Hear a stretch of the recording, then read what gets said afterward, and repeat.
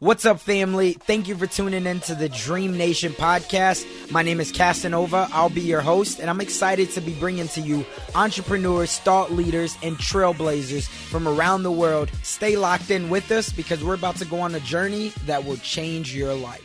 What's up, Dream Builder? We are back again with another episode, and in this episode we have Bernie Roth coming at you, and he has been a professor for over 40 years at Stanford. So obviously he's had an opportunity to speak with some of the brightest minds. He's had an opportunity to get pitched by so many people because he's out there in Silicon Valley. So we really break down what that looks like and how he went from not liking education, not liking school at all, to now being a professor at one of the biggest universities for over 40 years. He now teaches people how they can not use their excuses to limit their abilities, how they can change any self-image and really become an achiever. So without further ado, let's go ahead and jump right on into it. Bernie, you want to go ahead and say what's up to Dream Nation? Sure. Hi. Thanks. Glad to be here. Thanks for inviting me. I'm glad to talk with you and your people. Oh, absolutely. This is going to be a really fun one.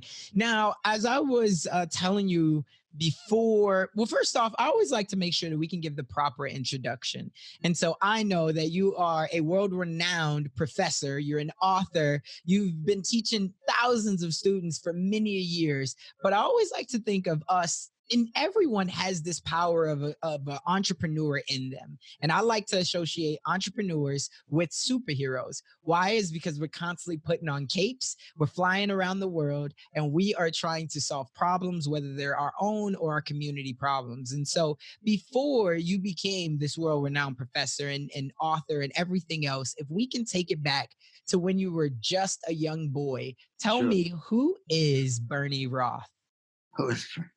Well, he's a kid who grew up in the Bronx in a sort of Jewish ghetto surrounded by hostile Italian and Irish people, and had a kind of loving parents. But my mother died when I was 12 years old, and my father had what we now call bipolar condition. In those days, we called it manic depressive. So basically, from age 12 on, I was sort of a street kid, and that I had no parental guidance and all that, which I think, I mean, there's a big sadness in my heart about all of that. But basically, it empowered me to be self-sufficient and take care of myself and survive on the streets of New York. And I had a lovely time about it, I must say.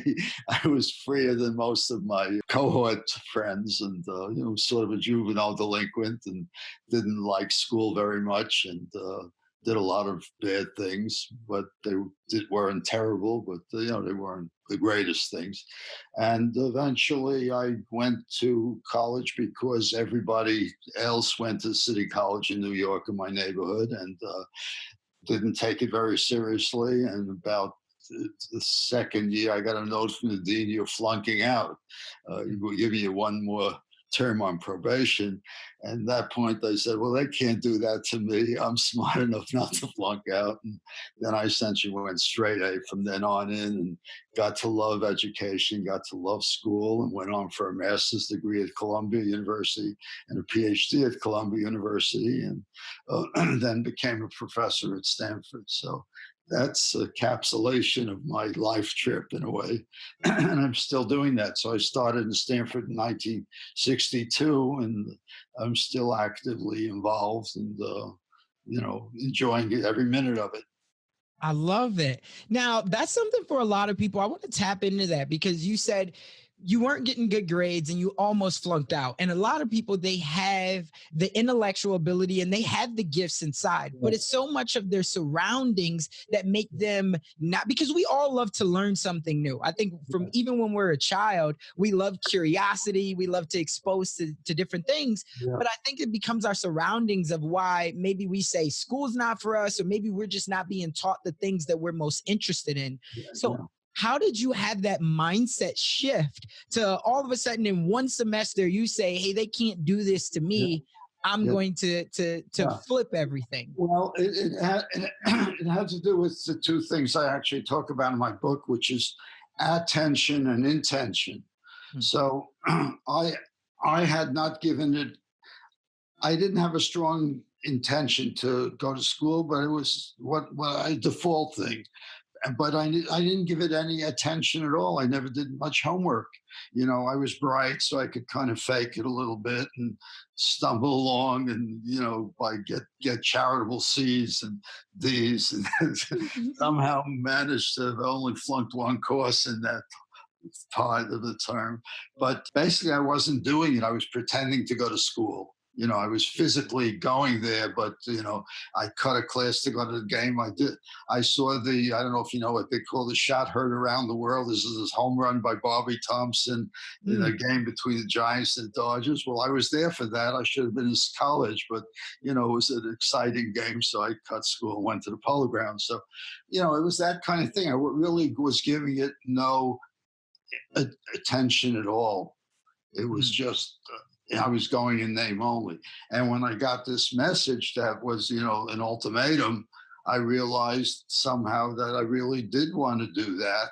And I stopped, my main interest before that was chasing girls and playing stickball on the street. It wasn't school.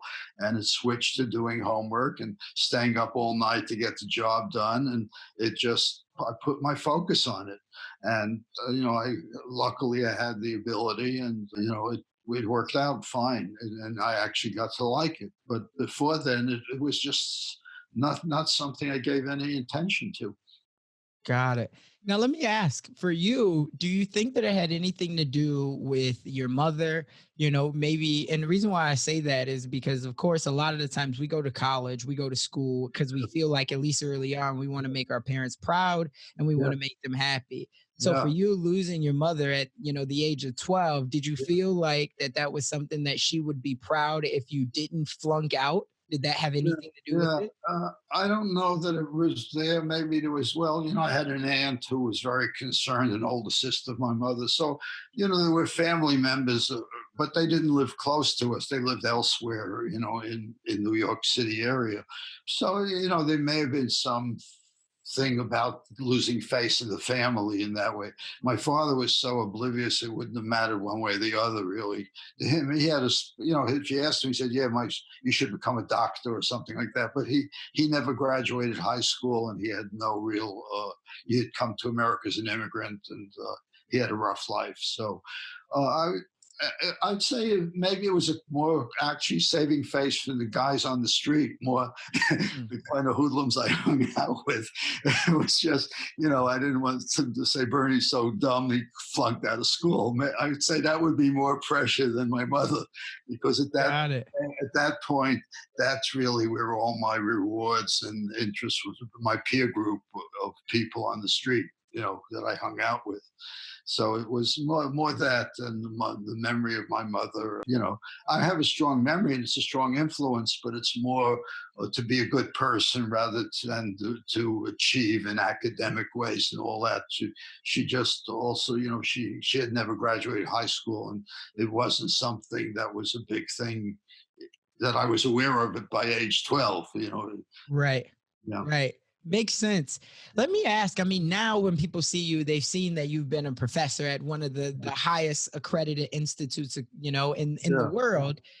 But looking back on it, what would you say has been your biggest struggle, at least starting out when you decided to flip everything? If you could look back at even, let's say, that first 10 to 15-year period, what was Yeah. your biggest struggle? Well, I'd say it wasn't really a struggle to me. It was just doing stuff, and I sort of have blessed with the kind of personality. I just get the job done, whatever it is. If I decide I'm going to do it, and whatever it takes, I do it. And I generally get off on doing stuff and get satisfaction out of doing it. So it isn't. If I had to pull an all-nighter, I didn't come in grumpy the next day, or stuff like that. I would just do it. And, I actually worked a lot to sort of self support myself. And so I was going to working at night and going to school during the day, but it was all okay. I didn't think of it as it was sort of a badge of honor to me. It wasn't really a struggle in terms of fighting anything like that. Of course, there'd be frustrations along the way, but they were minor things. In the overall picture, this was a great life trip in a way. And as I say, there were things there. There's like this deep sadness in my heart from losing my mother and other things like that. But basically, I'm blessed with a happy personality. I'm one of these people who doesn't get depressed, and so it's just I didn't view it. I just whatever it took, you do it if and there was it just whatever it is, you handle it. Got it. I love it. And it's that grind, that school of hard knocks, right? That life, it doesn't happen to you, it happens for you. And Uh-huh. so it's always going to be about how you respond. And so looking at your background, it looks like that you've always been able to respond very well and respond in a positive manner that kept your energy going. Uh-huh. Yeah, yeah, yeah. And I love it. Now, for a lot of people right now, there's the struggle of how do they not allow their problems to overshadow their dreams, because they have these dreams, but Yeah. they're looking at it right now to say that they don't have enough resources. Maybe they could never get into Stanford to try to build those connections and those relationships. What's that first step for someone being able to overcome in any of their insecurities, would you say? Yeah. Well, it's a lot depends on who you are in terms of your DNA and your environmental experiences and stuff like that. So it's really it's easier for some people, it's harder for others. So in my case, my wife has the opposite kind of personality. So for her, everything is a struggle, everything is hard, and she is easily defeated, even though she has a lot of talent and ability. So it's just a matter of how you approach the stuff is going to be different in terms of your makeup. But within that, it's this matter of, I'd say, being very clear of what your intention is. What is it you want to actually do? And then committing to doing it. It's as simple as that. And it's generally the way people do it. If they want to change stuff and things are not going well, there's this whole idea of personal efficacy, and the way you do it is one step at a time. So people have a lot of dreams, like they have pipe dreams. They want to be billionaires or millionaires or trillionaires or something like that. But that's just a pipe dream. They're not going to do anything about it, and it's probably not going to happen, of course. They might win the lottery, they might not, but it's not about to happen for most people. But in fact, if you change your stuff, if you find out what the real issue is that you want and you move on it one step at a time, it's self reinforcing. So a little bit of success promotes you to go further that way. And so that's the basic tool is make sure you're working on the right problem. If you want to do something, not an abstract pipe dream, but something you really want to do, and then make sure you have the right issue of attacking it, and that usually involves reframing. We call that just making sure that you're working on the right thing, and then committing to doing it. And then if there's an obstacle, I say it's the difference between trying to do something and doing something. So if you're trying to do something, you'll get an obstacle, it'll block you, and you'll give up. Mm. If you're doing something, it doesn't matter if you hit an obstacle, you'll find a way around it. And often in finding a way around it, you get a more magical solution or a more magical outcome than you would if the obstacle wasn't there. So I've been told by people who, serial entrepreneurs and done very successful things, that almost everything they've done, they've had an obstacle. And it was this obstacle itself which helped them overcome uh, that, and in doing so they got to some place they never would have gotten before. So there's a great story of a guy. I met him when I first came to Stanford, and he had been a swimmer, and he was thinking about going to the Olympics. And what happened is he had an accident in the shower and he broke his back. Mm. And so he had an operation. The surgeon told him he'll never swim competitively again. And of course, he was distraught. And as he got better, he went to some guru who advised him, and the guru said, "Well, if you want to do it, do it. Nobody can stop you from doing it. You're the guy who determines what you do and don't do." So he started training intensively in a local reservoir, swimming, and then he actually got the last place on the Olympic team. It was between him and someone else. He just squeezed in. He just got it. And he went to the Olympics and he won a gold medal and he set the world record in that sport at the time. And he Mm. came back and he put the medal down on the doctor's desk. And his point, and he's a serial entrepreneur, and his point was that that whole experience of him taught him something in his life, that it's just a matter of nobody can tell you what you can and can't do. And if you want to do it, you just got to work on it. And whatever the obstacles are, you got to get around and encounter them. And then he has similar stories in more prosaic commercial ventures where, again, there's always a blockage and you get around. And it usually comes to this whole idea of reframing the problem. If you're blocked, it's because you're usually working on the wrong problem. And if you reframe it, you get the right issue, it usually can go away very quickly, or it'll almost solve itself. So that's the kind of framework in which I know a lot of people operate, and it's a really good framework to have. And I talk about it a little bit in my books. Yeah. Yeah, I love it.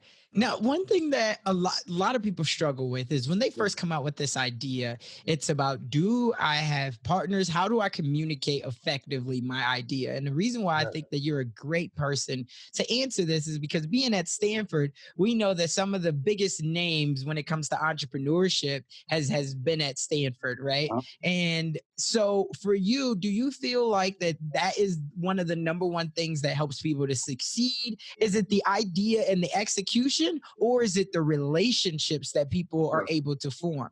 Yeah, well, it's both. It's funny, people think, well, they have a great idea, a great invention, and the world's going to become beating to their door. It doesn't work that way. Right.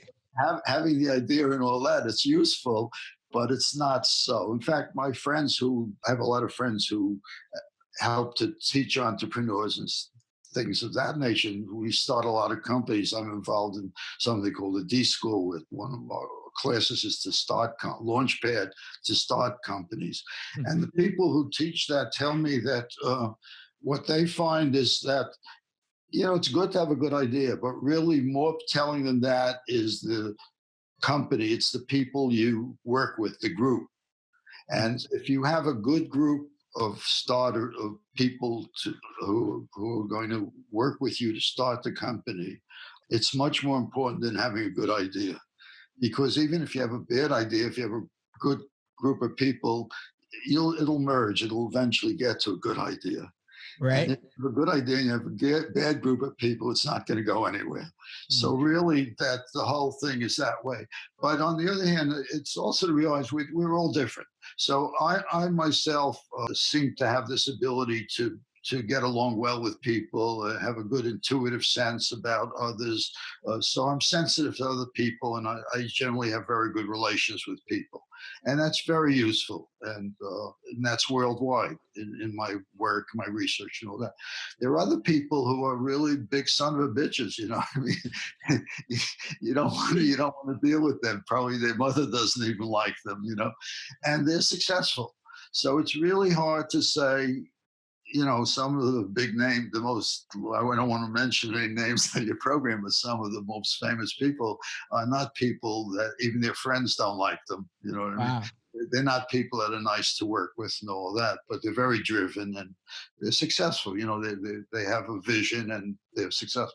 So I'd say it's really, you can't really generalize totally, and a lot goes with your personality and what you feel good. So I would feel really awful being a big son of a bitch and hard to work with kind of person. It just doesn't fit my self-image. Other guys, that's their self-image, and the nastier you think they are, the happier they are. So a lot depends on your self-image and all that. But in general, and if you have an extraordinary talent and extraordinary drive, probably you can get away with a lot and do it. And if you have less, you probably can get away with less. But in general, the idea is it's much better to have a really good functioning team, and it's really important who you work with. And uh, I would vote that way temperamentally. Hey, what's up, Dream Builder? Have you been getting any value out of this episode? Would you like to get more exclusive content just like this delivered right to your inbox? If so, head on over to dreamnationpodcast.com and you can sign up for the email list, and that will give you access to exclusive content and more interviews just like this that's going to be delivered only to our tribe. So head on over to dreamnationpodcast.com. Let's get back to it. Got it. I love it. Now, some of the biggest entrepreneurs, like you said, so many people that have different ideas. What would you say as these ideas are brought across your desk, your table, and you're analyzing them, and you just have an opinion, whether it's right or wrong? I wanted to see if there's anything that you feel like there's a common trait on what you've seen, why certain people have succeeded versus certain people have not. Yeah. Well, I think it has to do with this personality thing. It hasn't, as I say, I don't think it's the idea per se. It's the drive. It's the person. It's the commitment to have the intention to do it, to give it the attention it requires, and that makes it go. It's not so much. There are a lot of good ideas around that don't go anywhere, and why are the ones that go?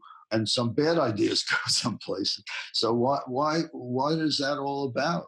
Well, I do think it has to do with this inner resolve and the people who are involved in it, and good luck, or dumb luck, just things like that. Just some guy was over. I had some friends over yesterday, just for a socially appropriate distance, glass of wine. And one of them, he's from Ireland. He was saying, he and a partner had an idea, and they went. It was one day they went to the bank and they took all the money they had in the family. He got a check, and his partner got a check, and they took it to a third bank where they started a company, and then they went home and told their wives, and they really went crazy because they took everything they had and they invested in this thing. And it turned out okay, and they made out very well on this thing. But it was this whole idea. It's a crazy thing to do. Not everybody will do that, right? Not even mention it to your wife. Take all the money you have and put it into some idea. So they're kind of driven guy, and he's a very successful guy, this friend of mine. So it's an example. There's something there that most people don't do. Okay. Those who do, it turns awful, when they commit suicide. Not every story has a happy ending, but there are these things and it's luck. I find that almost anything in my life, including my biggest financial win with a company and all that, was by accident. In other words, it wasn't planned. So there was a phone call, there was an opportunity, and I said yes. There are many phone calls and opportunities where I said no. Okay. I don't have any idea how those would have turned out. But I would say all the big things, like at Stanford, it's a great example. I actually had a job at Columbia University, and I was going to start. I had finished my PhD, and I was going to start in the fall. And in August, I had applied previously. I hadn't heard from various schools, and I got a call from Stanford. Why don't you come out for an interview? And it was August. I was going to start September, Labor Day, the school start in New York. So I was going to start to be an assistant professor at Columbia in Labor Day, essentially, right? So I figured, well, the world owes me a free trip to California. There's no way I'll take the job, but let me go have a nice vacation, take my wife and leave the kids with some nanny and go have a nice time in California for a week or so. So we went. And I met a guy here who was extraordinary, who was very different. And I thought, it would be they offered me a job. And I thought, it'd be really interesting to work with this guy. So I went back and I begged my way off at Columbia, and they were very nice about it. And within 2 weeks, I was packed up and in California. And then the guy died a year after I got here, and I was left on my own. All that turned out to be marvelous, okay? Now, I couldn't have planned any of it, And if I Right. had stayed in New York, I probably would have had a great life too. It's not that it's either or, but I'm just saying those are like big pivotal things in my life. I've been here over 50 years, Wow. other than my Bronx accent, I'm a California guy. Yeah. So that was a big change. But there have been other changes also in my life like that. And they came from just like literally a phone call, which if it hadn't happened, that change would have never occurred. And also big financial things. Someone met someone in Washington and said, oh, yeah, you ought to talk to Bernie Roth. So he talks to me and things led to something. So it's just life is that way. It's just a matter of opportunities and right, being prepared is good, of course, but it also you just have to be lucky. A lot of things are dumb luck, really. I find, and it could have not happened, and maybe something else would have happened. I don't. It's not it's not a zero sum game. I think you can be happy in many ways if you're lucky about that, and I feel lucky. And it isn't that my life doesn't have a lot of negative things in it. There's my mother's death, there's all sorts of illnesses, and it's like everyone's life. It isn't that nothing bad has happened. A lot of bad things have happened in my life, but I don't get knocked down by them. They're just part of life. I just accept this with the good and the bad. And so that depends so much on you. If you're going to get knocked down, anything bad happens, you're going to have trouble getting up. Right. I love it. And that goes back to the point of saying life is not happening to you, it's happening for you. Yeah. Right. And I love the fact that you've been open about the fact that so many things have happened as far as luck. And I always say when I'm speaking, I say that when hard work meets opportunity, it looks a lot like luck. A lot of Uh-huh. people don't understand that they are already going through the grind, putting in that hard work, and you're just looking for that one door to be opened up. Yeah. Do you think that you can create your own luck? Yeah, well, they say if you talk to people about this, the party line is you have to be prepared. So when something comes your way, if you're prepared for it, it makes a lot of sense. So I don't know if you ever saw this movie about uh, Lawrence of Arabia. Did you ever see that movie? I don't think I have, but definitely tell us about it. It's based on a true story, and it ends up this Englishman is sort of the leader of the Arab rebellion against the Turkish occupiers of that part of the world. And it's a historical true thing. And it said like his whole life was in preparation to that because he had learned Arabic, which most Englishmen don't. He had spent many years in the desert. He was like an ascetic. And he had like a lot of these skills which all came together and did that. Okay. And I sometimes feel the same thing about myself, not on that scale, of course, but like this thing I'm doing now, I'm so called the academic director of the D school. And it takes a whole bunch of skills. And it turns out most of those skills I already had, Mm, even though I never had done a job like that before. And it was felt like at times that my whole life was in preparation for this, not that I was preparing for it. So that's the way it is. We all have a bunch of things we learn, whatever it is, and if we're lucky, something will come up where we can apply all that, and it'll feel like so natural. Okay. mm, And if not, we feel we're in the wrong place. And a lot of right. people do, unfortunately. But that's all dumb luck and chance. But you can be prepared. I mean, you can uh, do other things than just sit and watch TV all day long. Although apparently the guy became president doing that. I don't know. Right. Right. That's a skill set that's good for him. But basically, it depends. It depends what you do, and if you have a lot things you can adapt and you learn. So it's just a matter of just enjoying being able to do stuff and not looking as everything as a burden. So if you look at everything as a burden, it pushes you down to the ground. If you look at everything as an opportunity, that's a big Mm, Silicon Valley thing, right? There are right. no problems. Everything is an opportunity. And Everything is figure outable. the bigger the opportunity.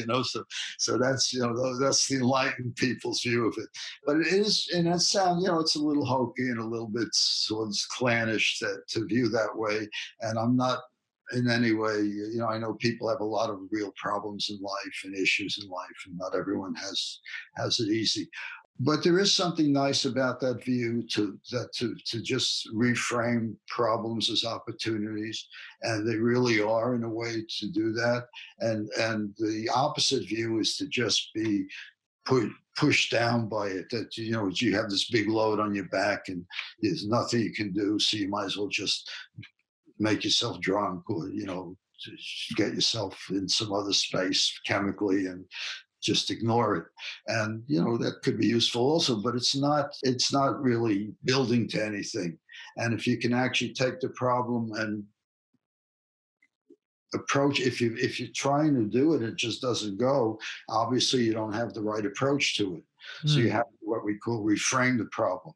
And if you reframe it, then it may be an opportunity that takes you to some place. And there are a lot of, there are thousands of stories in the world of people who've done that. And your own story is that way. It's a good example of, you took, when you were in a really bad shape, you took it and turned it into something which has made you something proud of. So it's that, and there's a lot of stories like that, and a lot of stories go the other way.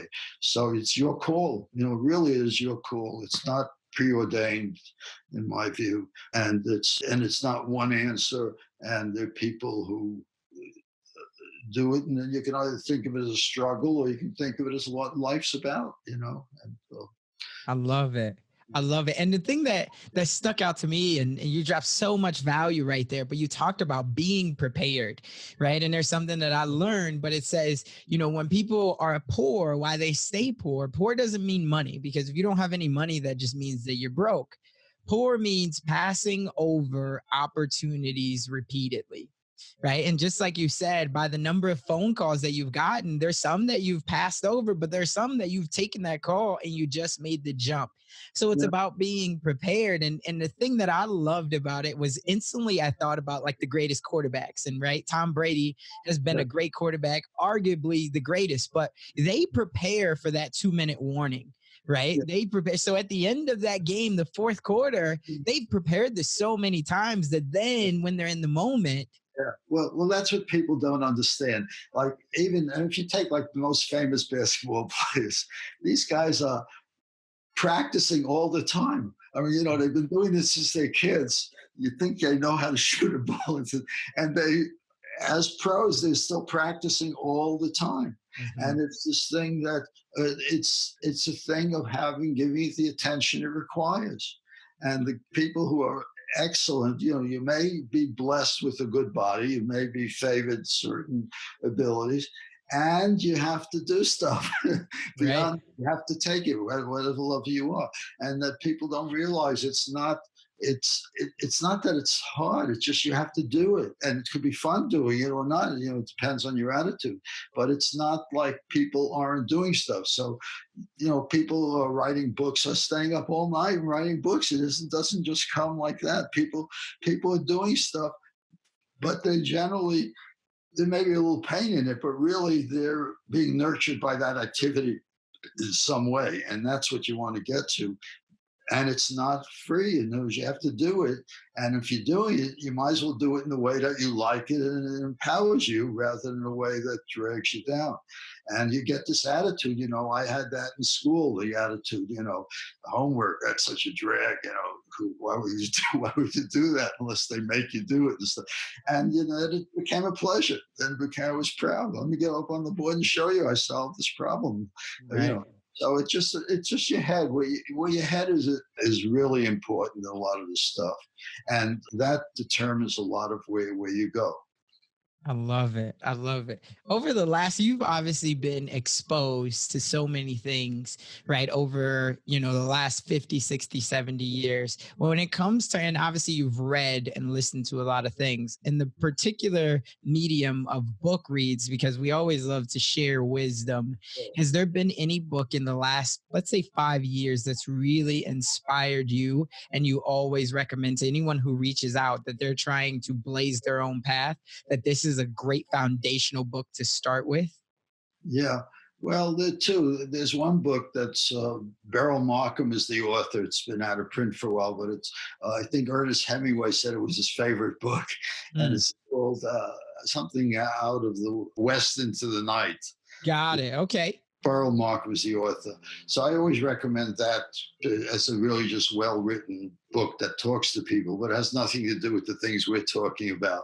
The things we're talking about, the book I found most inspirational in my own life is one called The Adjusted American, which is also out of print, and Mm, which means you can buy it for like 50 cents on the internet. And both authors are dead. I did meet one of them several years before she died. But it's a book essentially that inspired me to write my book. And it's a book about human behavior written by sociologists. And mm. it's called The Adjusted American. So it's a kind of it's funny, in giving my book talks, one guy raises and he said, you know, that book, when I grew up, that was the favorite book in my household. But it's a book that didn't get a lot of play when it was out there. But and it's kind of hard to read nowadays because it's written the way people wrote books 50 years ago, and it's very sexist. Got it. It's written by basically by a woman. It's very male-oriented language, and the examples are stick figures that are very cliche. Got And it.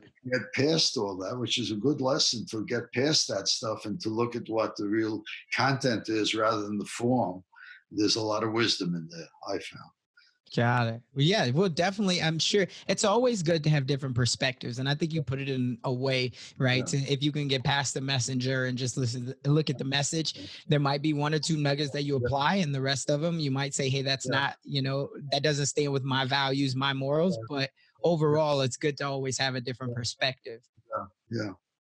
So, for someone right now who is listening to you and they love what you've been able to accomplish and they think that you have a lot of wisdom and nuggets and they want to blaze a path similar to this, but they have that little voice in their head, that little voice that says that they're not strong enough, they're not smart enough, or maybe they just don't have enough resources. What would be the one thing that you would say that person to get them to just take action? Sure. Before I answer that, they say everyone should find their bliss. Well, how do you find the bliss? You don't know which drawer to look until you find your bliss. So, how you find your bliss is to do stuff and to try stuff. And happily, if you're lucky, you'll happen onto something which really talks to you and resonates to you. But it all gets down to not sitting and just smoking a joint and thinking about dreaming what you're going to be. It's a matter of doing stuff. And so you have to do things, you have to engage in different things. And if you do a little bit at a time, you get a reward, you feel positive, and eventually you become great at it. I remember I when I graduated, I had to learn something about some subject. So I got a book and I read it, and I didn't understand the word. Really, it was a tough math book and it was beyond me. But I needed this stuff, so I read it again. I started to understand. I read it the third time, and about 2 years later, I was the world's expert in that stuff. Hmm. Well, I started from zero, from negative, you understand? But it's Right. just something I needed and I persevered with it and I got there. And I think that's true with everything. I mean, nobody, these guys, all these people here who started the Google Boys or all that, they didn't start with that. They stumbled into it one step at a time. They didn't even know what they were going to do. I remember someone asked one of them, well, how are you going to commercialize this algorithm you have? He said, I have no idea. Well, Hmm. that's this whole idea of Did you embedding it. meet them before Google got big? Did you know them? I didn't know. I knew who they were. I didn't know them personally, but my friend was the advisor of one of them, a good friend in computer science. So, but he tells me he asked them, "How are you going to come?" He had student came with this good idea about this algorithm. How you come? They had no idea. Okay, but they found out. And they've done very well with it. Okay, so Right. that's the idea. You don't know. You don't have the whole thing. When we started the D school, we had ideas about it, But as we went, we changed. So what we do now, what we have now, is a far cry from what we started. And I could have never imagined where we would be and all the people are involved. And you can't see the whole thing to begin with. You take one little step and it creates something, another step, another step, another step, and you change as you go along. It's the same, when I sat down to write my book, I had 3 books in mind. I wasn't sure which one. I said, well, I'm going to start on September 1st. I sat down and this thing poured out and it developed. And I was very satisfied with it. But it's just this kind of thing. You could sit forever until the right moment comes. It will never come. And the Right. only right moment is right now. I And if you love want it. to do something, you have to do it. And it's okay. We say if you fail, it's okay if you learn from it. So we call it failing forward.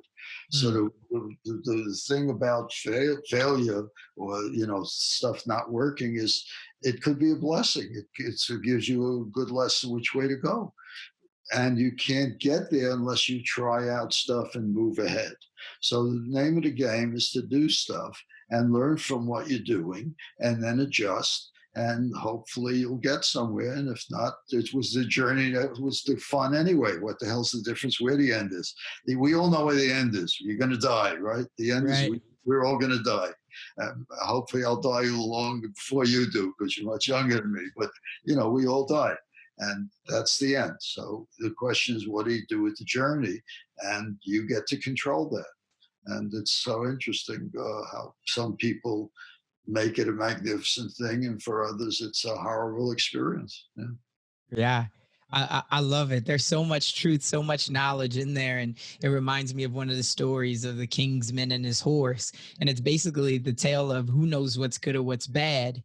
Yeah. Right. And we often attach an emotion to something and we don't know, at the end of the day, this isn't the end of your road, right? It's just where you are right now, but things will change, different seasons, and different reasons of why they change. So you just have to take the good with the bad and understand that, just like you said, there's a lesson out of everything. And one of the things that I always tell my friends and family is regret weighs tons, but failure only weighs ounces. Right? Uh-huh. Regret weighs tons. So, and the moral of the story is, it's Yeah, better to have tried it and failed than have never tried it at all and have regret, because at the end of your day, you can't get the time back. absolutely. Well, you give everything in your life its meaning. So something happened, okay, and then you could spend the rest of your life regretting it, or you could just it happened and go on and never even think about it again. You get to Right. control what you do about that, and everything is that way. Nothing has an intrinsic meaning.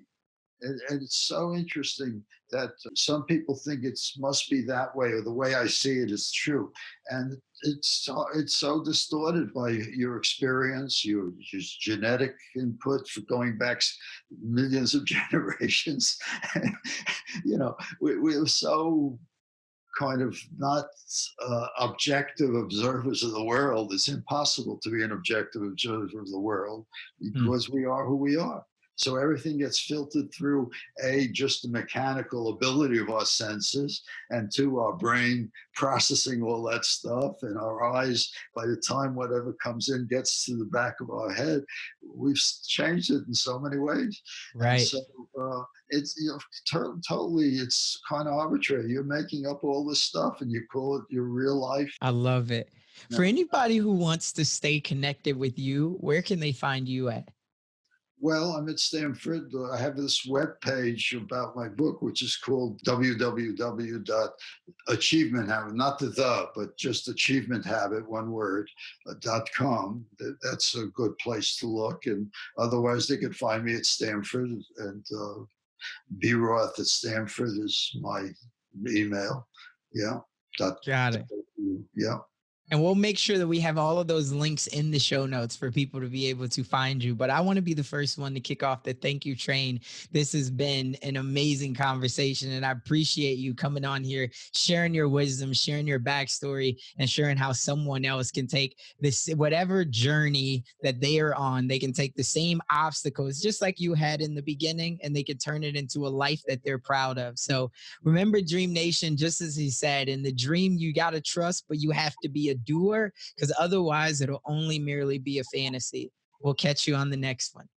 Thank you, Casanova. It's been a delight being with you, really. Thank you.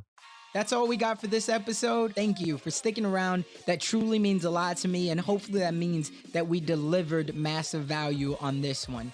If you haven't already, the way that you could say thank you to myself and the team is just by heading over to iTunes and leaving a review and a rating. That's what iTunes loves to see. That's how we get out there even more. And I would definitely be grateful for it. I know the team would as well. Do me a favor and head on over to dreamnationpodcast.com. That's where you're going to be able to find all of the resources that we talked about in today's episode, as well as more exclusive content. And you'll also be able to sign up to our email list where we have more exclusive content. And we always love to hear the feedback from you all because you're our tribe. So remember, in the dream we trust, we'll see you on the flip side.